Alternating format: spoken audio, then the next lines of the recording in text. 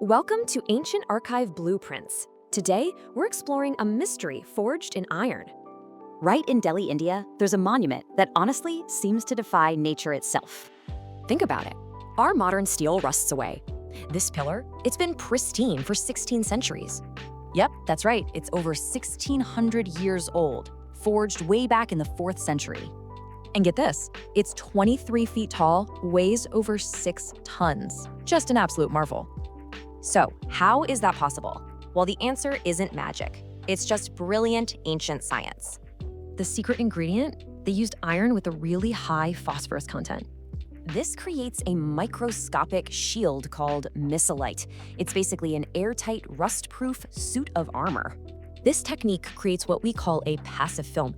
We think it's modern, but they perfected it. And let's be clear, this was no lucky accident. This was deliberate, advanced metallurgy. It really makes you wonder, right? Our modern bridges crumble. What did they know that we've forgotten? The knowledge to build things that last isn't new. Maybe it's just been lost. If you want to keep unlocking the past, subscribe to Ancient Archive Blueprints and help us grow.